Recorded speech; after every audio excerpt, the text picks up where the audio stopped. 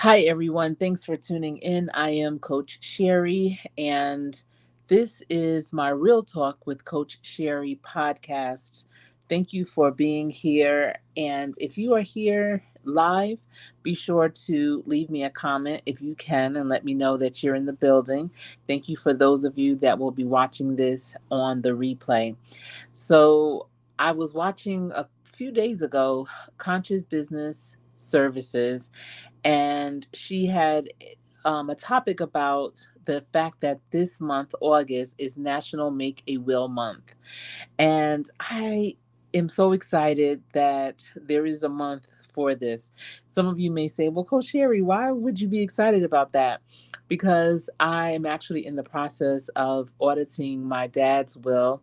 And, it's really important to audit your will, your trust, your estate periodically as things may change. And if there's a 1 month in a year that's dedicated to this, I think everyone would definitely make things a lot easier, not only for themselves, but for their families at the end. Having your documents and all of your, they call it affairs, in place is so important. No matter what your age, so many people think, oh, that's just for people that are old. Listen, we all can only wish to get old, and we may not all make it there. So, in all stages of your life, you definitely should have a will in place and a trust. If you have a certain sizable estate, that is very important. And also, communicate with your loved ones about your wishes, about the things that you would like to have at the end. What colors would you like to wear? What flowers or donations, where would you like donations to be made? What scriptures would you like to be read? Who would you like to proceed over your services? What songs would you like to have sung at your services? Those are other things that you can capture. But there's so many things that go on in life, things that change, and you want to make sure that it reflects in your will. There's nothing like, someone passing and you go to find what their documents are saying, because that's what's going to direct you to your next steps. And all of the people, or many of the people, have deceased, or they may be divorced or have gotten married or remarried. Anything can happen. Life changes, and you need to take account for that. Just like if you have an employer and you have a robust benefits package where you have, maybe insurance policies and things of that nature, any type of pension plan, 401k, you have beneficiaries on that, and you need to make sure that those names are relevant for where you are in your life too. There's been so many people that I know, it was like the luck of the draw, and, the wills and the beneficiaries had not been updated, and they've been divorced for many, many years. But because the information was not updated, they ended up getting that benefit instead of, whom they wanted to in the long run. I had a family member that passed away, and, she was actually traveling on business and became ill and passed away.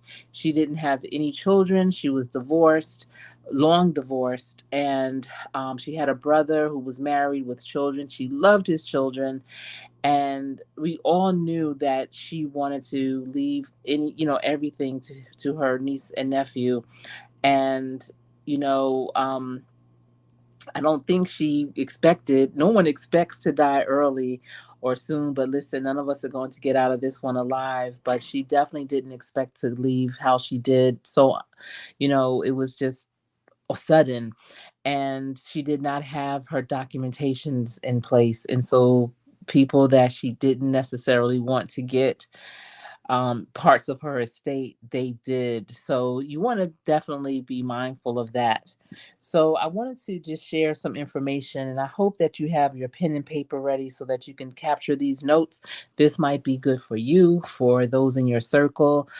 This is something that should be part of your conversations. You shouldn't be afraid of it. You shouldn't start thinking about it towards the end.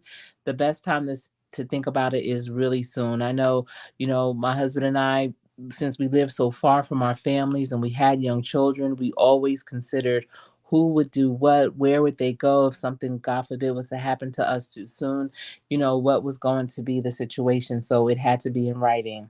So, what National Will Month is, it's observed in August and emphasizes the importance of creating or updating wills. And this initiative aims to raise awareness about estate planning, encouraging individuals to ensure their final wishes are documented. Despite its significance, only about 30% of Americans have a will, and that's often due to misconceptions about its necessity. The month serves as a reminder that everyone, regardless of your wealth, should have a will to avoid complications after death and to provide peace of mind for loved ones. So many people think, well, I don't have much to leave. You absolutely do. There are some things that are heirlooms. It might be jewelry, it might be artwork, heck, it might even be shares that you have that you didn't realize. You want to take account for things that you've done in the past that maybe just weren't at the top of your mind, but that's why you really need to write everything down along the way and do a periodic audit. And so this month of August is a great time to evaluate all the things that you have that's of value, and it may not be monetary value, it could be sentimental value that you would love to leave to someone, and have that written down, so that it is plain and clear. That will be so much more helpful and cause less challenges for your loved ones. All right, so this, I didn't want to make this too long, this live. I do want to give you some nuggets and be more intentional. So that's why the focus of this is going to be on the executor. And some of you may wonder, like, well, who's the executor? What's the executor? Why is that so important? And so that's why that's the piece that I'm going to start with first. And so the role of the executor, and I'm just going to change my image here. Okay, the role of the executor is crucial in administrating a deceased person's estate. And here are the key responsibilities of an executor. So, some people will say, oh, yes, maybe because they're the oldest, they assume that role as executor, but that doesn't mean that they would be the best person for that role. Some people may say, well, I have legal background, so I should be the executor, or I have the most money out of all of us, so I should be the executor, or I have the most time, and that's why I should be the executor, or I have the most experience, or I love them the most, or just so many different reasons. But you really want to be mindful of how an executor is selected. No matter where you are, what stage of life you're in, how much of an estate you have, you should always have someone designated as the executor of your estate. And so the responsibilities of an executor is they must locate and file the will with the probate court within the required time frame. They need to identify, gather, and take inventory of all of the deceased's assets, including bank accounts, investments, real estate, and personal property. Now, they are saying the deceased, but this all should be done prior to a person's passing. So, not only do you do this for yourself, but at some point, you need to sit down with your executor to let them know where all these things are. Where are your bank accounts? How many do you have? Many people have bank accounts in multiple banks and financial houses. Where are all your records kept? What is the safe combination, or do you have a safety deposit box? Meeting the people that you do banking with so that they can become familiar with that person. There's a lot of things that you need to consider. You want to estimate the estate's value using either the date of death or value or alternate valuation dates. Also, notify interested parties and relevant agencies of the death, including beneficiaries, heirs, creditors, and government agencies. So if you are the beneficiary of an estate and you know it and that person's still around, definitely start gathering their contacts, their business contacts. Find out, what properties they have, what taxes may become due, how much are those taxes. You need to consider all of those things. Manage the estate's assets during the probate process, ensuring they are protected and maintained. So just because someone passes, their home, if they had a home, will still need to be maintained. Utilities will have to be paid. Outdoors, the lawn will have to be continually groomed, the inside cleaned. You have to continuously take care of that, unless you're going to, even if you are going to sell it, you still need to maintain it, unless you're going to rent it or live in it yourself. File necessary tax returns for the estate. So, if you are the executor of a person's estate, you should make sure that at all times they have at least the last 3 years of their tax returns in one place where you can get to, so you can understand what their taxes may look like moving forward for the year that they pass. Distribute the remaining assets to beneficiaries according to the terms of the will. Keep detailed records of all financial transactions and actions taken on behalf of the estate. Also, work with attorneys, accountants, and other professionals as needed to properly administer the estate. So, all of those professionals, the attorneys, accountants, you definitely need to find out who they are prior to the person passing away. You need to find out who they are, what their phone numbers are, contact, maybe even going to meet with them so you could become familiar with them. When a person passes, that's not the time to scramble around trying to find all of that information. Also, if required, file an inventory of assets and accounting with the probate court. So, if you have the ability, start developing an inventory list of valuables that that person may have, so that you can have a track record. Sometimes, and this is unfortunate, sometimes, after a person passes and other family members or close friends come in and everyone is talking about what was promised to them, or they just start taking things randomly, and you start losing track. I mean, you're grieving, and you start to really lose track of where everything is. You look up and things are missing, things are gone that weren't intended for certain people. Then it becomes that awkward situation. Then that's when family feuds start, when you have to ask for things back. So you definitely want to make sure you have that inventory list. Make it while that person is still alive. Have them designate who should get what. Have that in writing as well. And if you really want to make it a solid document, have it notarized, put it in their safe deposit box or in their safe at home, so that it is in a secure place. And so a lot of people are starting to have wills as well as trusts. And, when you have both, they need someone that's going to manage them. And so the question may be, well, if I'm the executor over the will and the estate, does that include the trust? And can it include the trust? And so the role of an executor and a trustee, they differ in terms of documents they manage and the scope of their responsibilities. So, first, I'm going to get into how they differ, and then I'll let you know if one person could be both. So, the executor, they handle and are responsible for the last will and testament.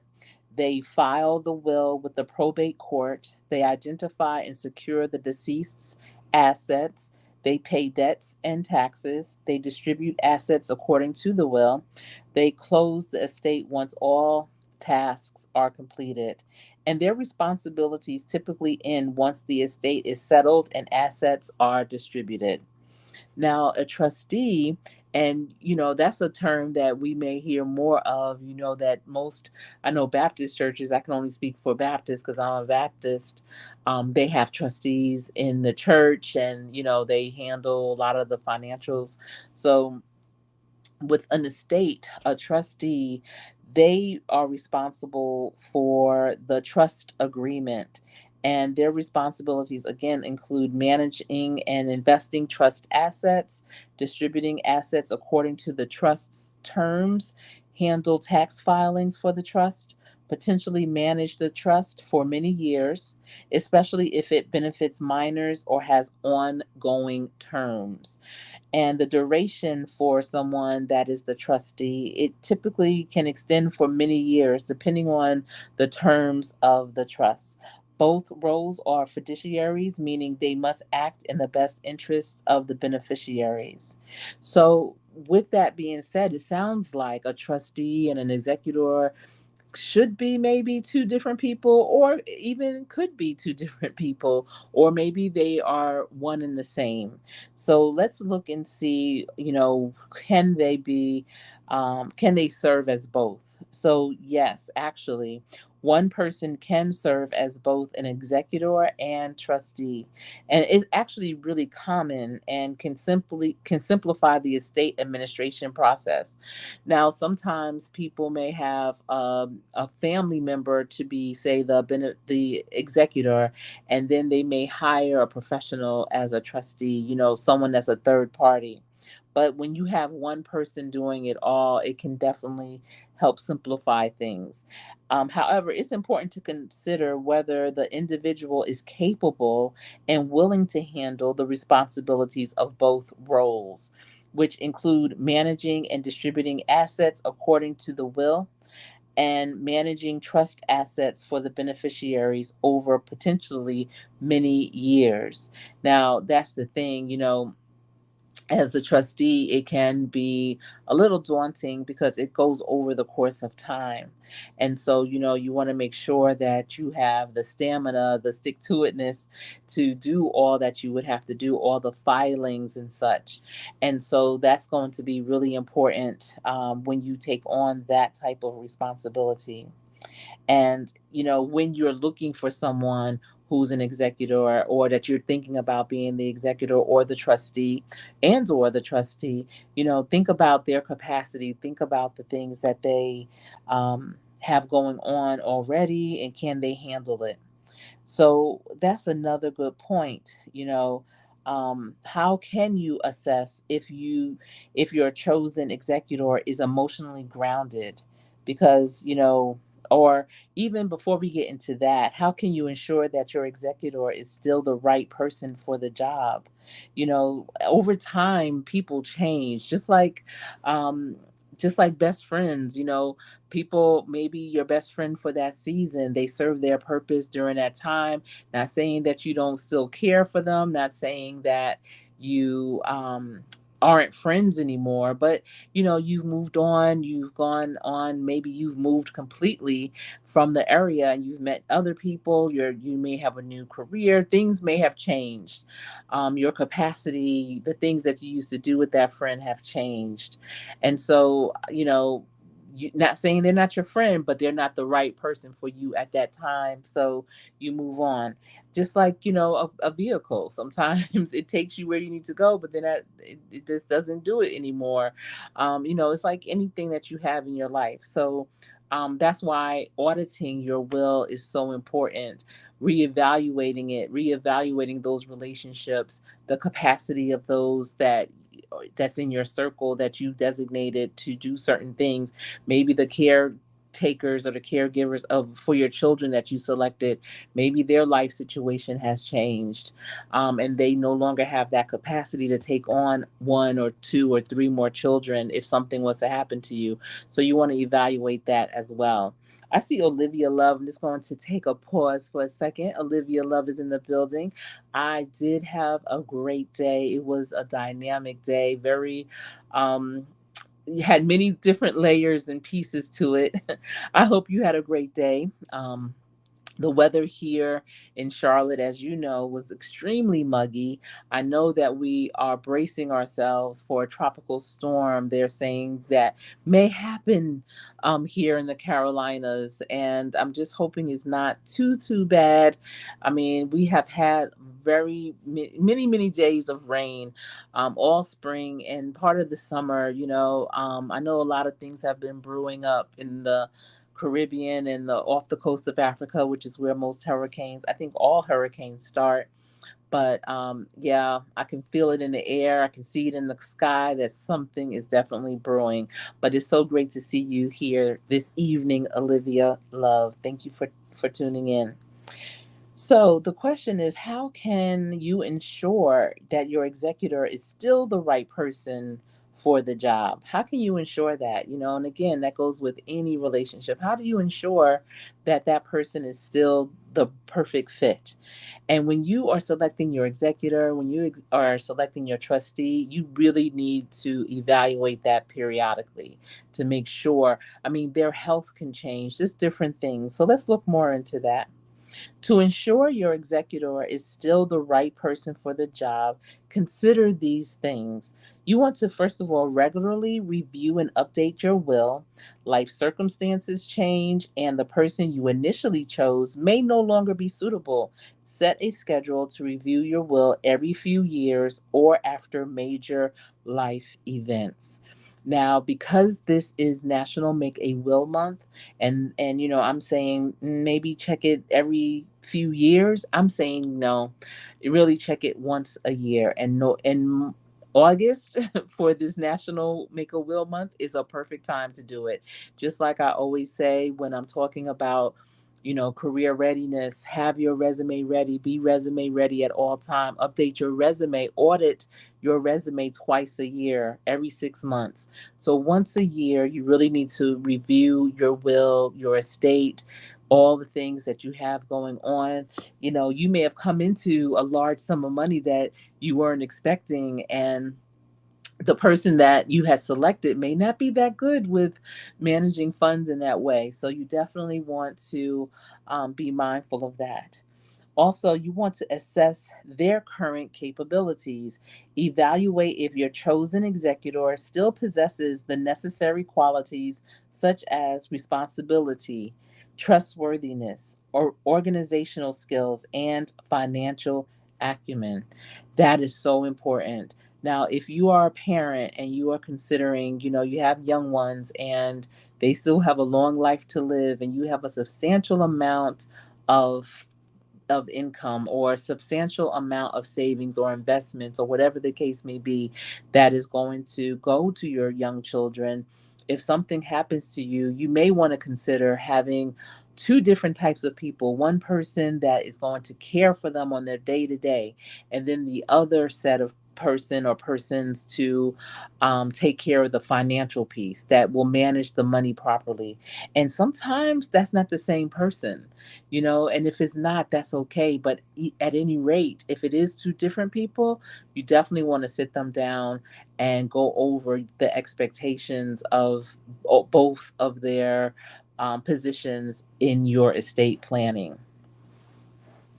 Okay, also, you want to consider their age and health.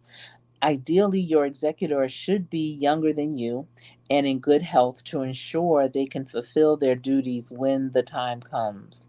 If they are having some extensive challenges with their health, that might be something you want to look into. Evaluate their current location. If your executor has moved to a different country or state or area, there may be tax implications or jurisdictional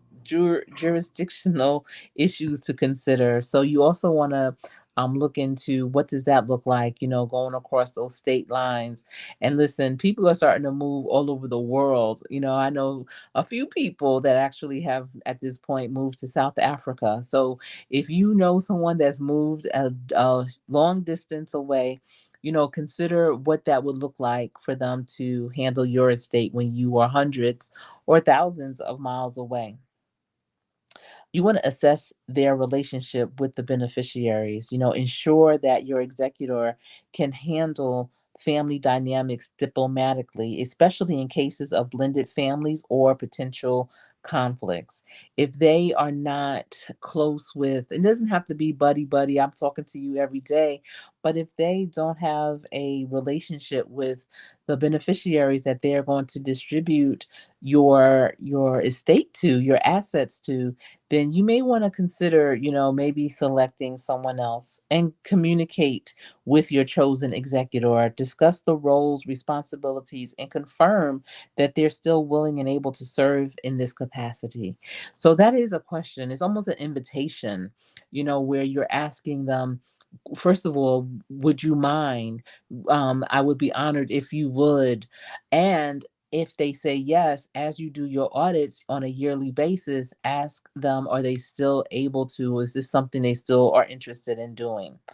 Consider naming a professional executor. If you're unsure about individual choices, maybe your circle's not as strong. And this is another way you're holding a mirror up to your circle to see, you know what? My circle is tight, but they're not right. And maybe you need to go to a third party, and like an attorney or an accountant or a trust company, that might be a more reliable option. Just because you love your people, you have a good time with them, does not mean that they are the best choice all the time.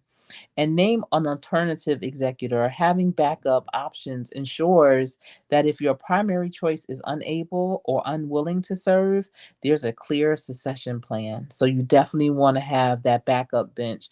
You want to have a good person that's coming up that also knows what's going on, just in case they have to step in at any moment.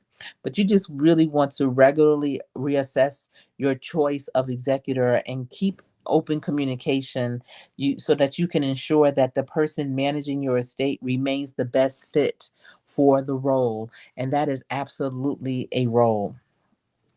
Now, emotionally grounded, being emotionally grounded as an executor is very important, because there's a lot of dynamics. You want to make sure that the estate is straight. You want to make sure family members are straight, friends are straight, and yourself.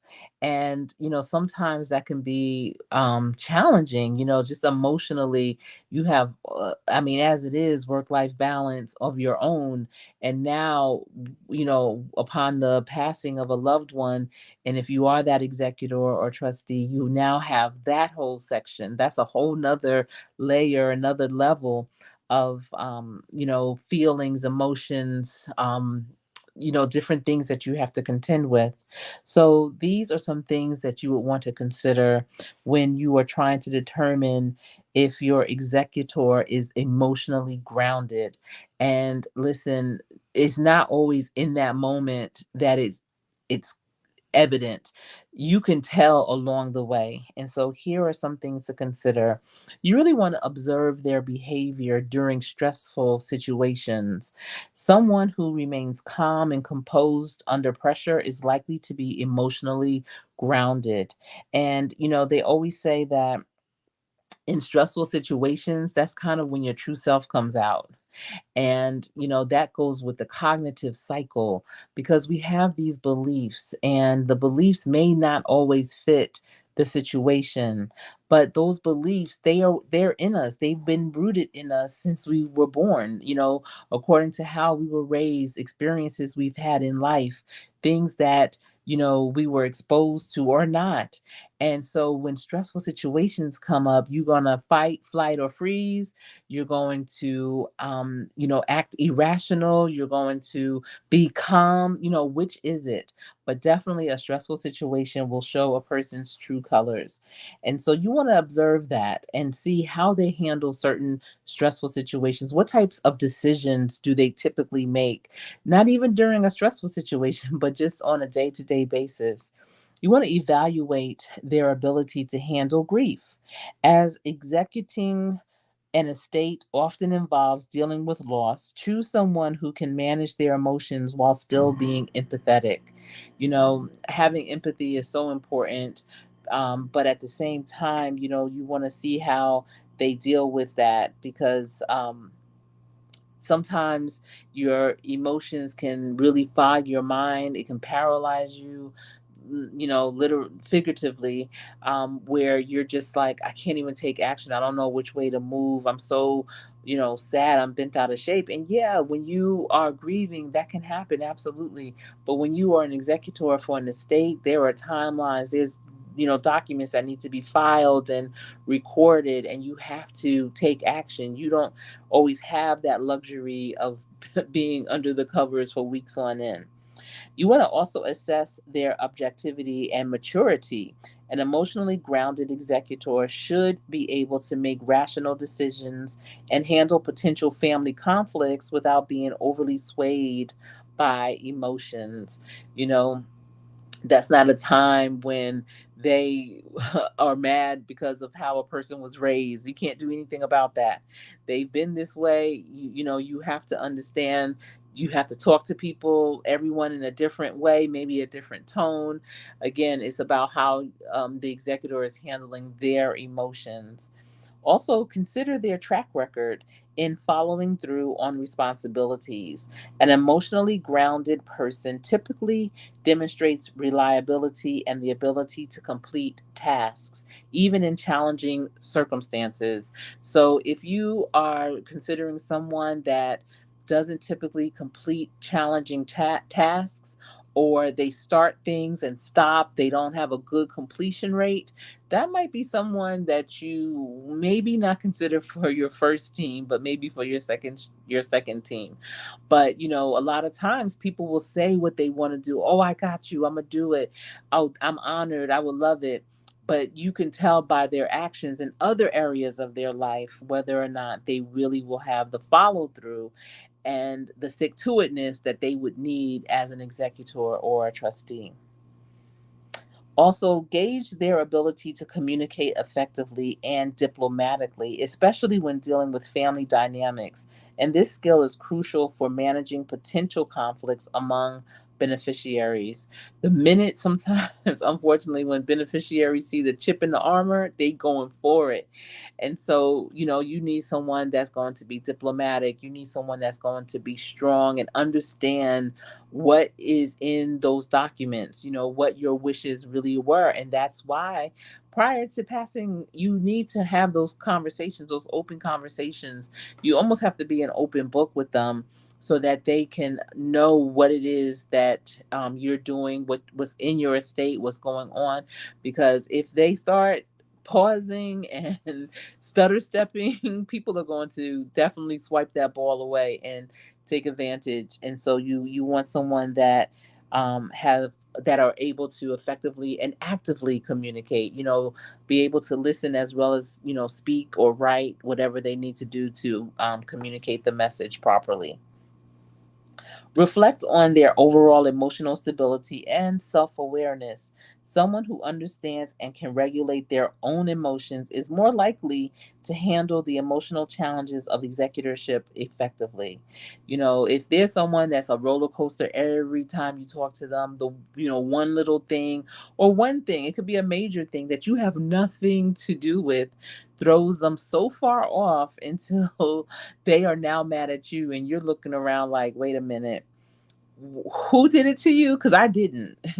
They just aren't able they don't have good self-awareness. They get into moods where maybe they stop speaking for long periods of time, or they just have this woe is me kind of attitude. You definitely want to be mindful of whether or not that type of personality should be the executor or trustee for your estate, because it's going to be a lot of different types of emotions they're going to have to deal with. It's going to be all different types of personalities, perhaps, too. And if they get triggered and shut down from different types of personalities, then they may not be effective as an executor. And also, again, you want to discuss the role with them directly. An open conversation about the responsibilities and potential emotional challenges can give you insight into their readiness and emotional capacity for the task. But don't fall for the okey doke. For those that are so eager and quick to agree, definitely tell them what those responsibilities are. Maybe even ask them Had they done anything similar to this? Maybe have they ever handled a large estate, their own? How are they doing with their own? And let's start right there. So definitely, so you can gauge it a little bit better. So remember, being emotionally grounded, it doesn't mean being devoid of emotions. I'm not saying you have to be stoic and not shed a tear, no, but rather having the ability to manage them effectively while carrying out the necessary duties of an executor. That's when there's a time and a place for everything. All right. And so I just wanted to share that part around National Make a Will Month. It's not National Make a Will Day. So there's going to be more content coming up around the will and the audits and just the importance of it. And I hope that you were able to grab a nugget or two. I hope you had your pen and paper ready so that this is something that you can share with your circle, your family, and even for yourself. I hope that you have considered it for yourself, especially because tomorrow's not promised. Today's not promised. This next minute we're about to enter is not promised. And so the best way to plan for it is to plan for it and to have the right people in place. You work so hard your life to leave your legacy, and you definitely want to make sure it is executed and handled properly afterwards. Well, that's all I have for you this evening. It's been my pleasure. Thanks for tuning in. I am Coach Sherry.